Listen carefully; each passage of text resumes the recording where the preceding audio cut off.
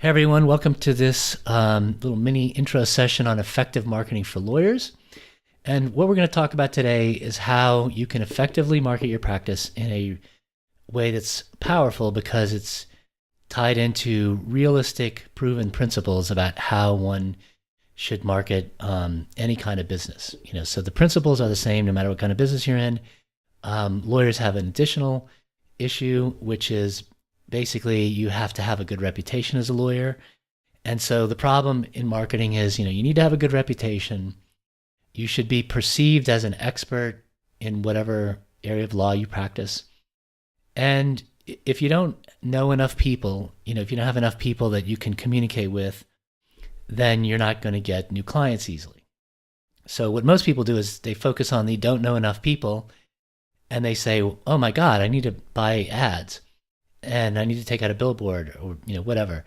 And that's not what you need to work on first. What you need to work on first is figuring out how to communicate properly. So the three elements that you need to focus on whenever you're dealing with somebody who's coming to you for the first time, or even if they kind of know you or know you well, this always is in play, but definitely it's strongly in play with people that come to you for the first time, is they walk in the door, or they come on your website, or you meet them at a cocktail party.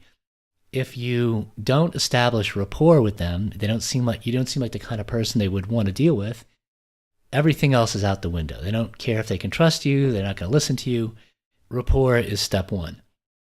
You also need to build up trust, but the way that you build up trust and rapport is through communication. So you need to be very effective at communicating in a way that builds rapport initially, and then over time builds up trust. And all these things come together. And the more that they all connect up, that star in the middle there is the ideal state. Like if you're hitting all of those things perfectly, then you're going to build up trust easily. You're going to build up rapport easily. You're not going to feel awkward when you're communicating. You're not going to feel like a salesperson, and you shouldn't feel like one or act like one, or like the ones that, we mostly know that are cheesy. So these are the three elements. And the people who tell you you can skip over this are what I call delusional people who are following the gnome business strategy from the TV show South Park, right? If you saw the episode, I'll describe it to you, if you didn't see it.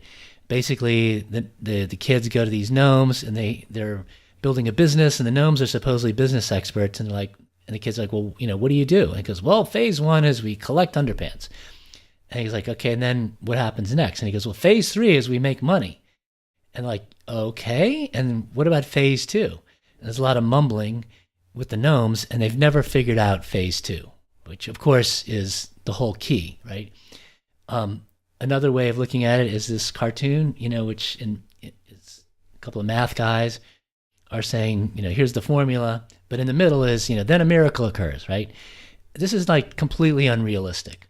And yet this is actually what is going on when you say, well, I don't really know exactly a lot about marketing, but I know I want clients. That's step one.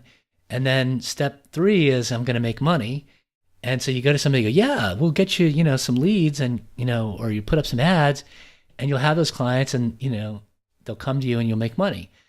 Everyone's leaving out step two. And step two is definitely the part where you have to have a message, and it has to be a good message, right? A message that people engage with. Because if you don't engage, they're going to be repelled. And mostly what people are doing when they're messaging, because they're not stopping to think about what has to happen in messaging, because we're all delusional. We're gnomes. You have to speak in a really clear way, very simply, very clearly. Here's what I do. Here's who I help. Here's how I help people. Right? If you do that, you will attract the right people. If you don't do that, you will repel them. And that's what most people are doing on their websites. So we talk a lot in this course about story-based marketing, which is based on the StoryBrand teachings. Megan is a certified StoryBrand guide. I've hung around with the StoryBrand guide so much, I might as well be one. Although I'm sure at some point I'll go officially get certified.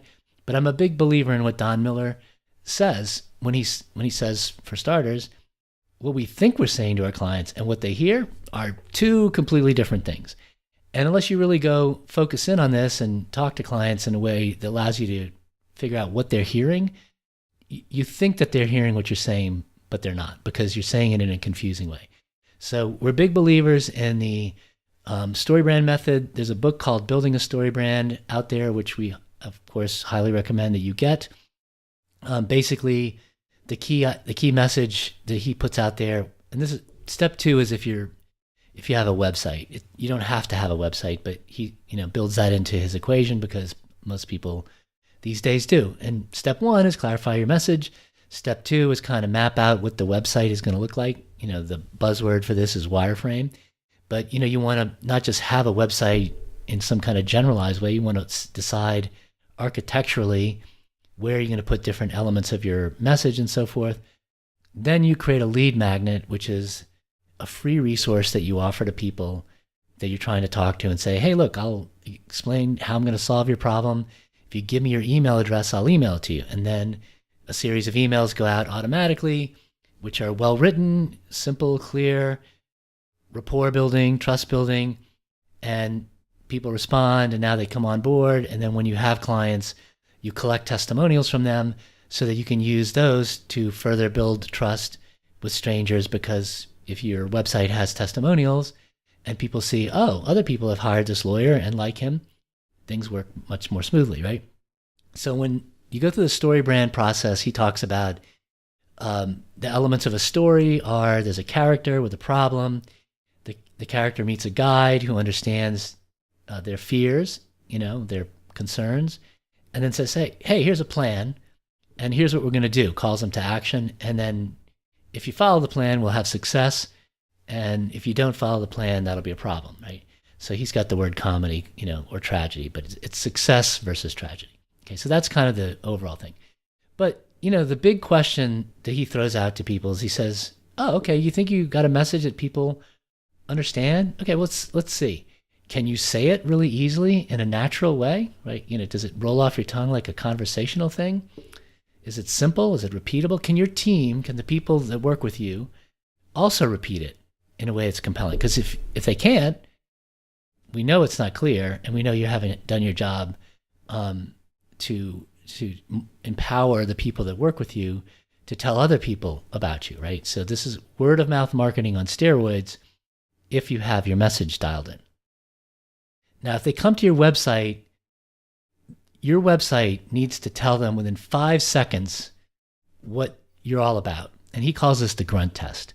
And we have a separate lesson in there explaining the grunt test. But it's basically like if a caveman shows up, goes, ooh, me see website, website about car accident lawyer, me have car accident, need lawyer. So it's the reptile, broke a brain, whatever you want to call it, where people make decisions, which is how it happens. They're going to decide within 5 to 10 seconds what your website's about and whether it can help them. And if they think it can't help them, they bounce. So you need to solve this problem. So here's a quick example involving a lawyer-related situation. This is one where, let's say, a lawyer who does Social Security law, and he needs Social Security clients.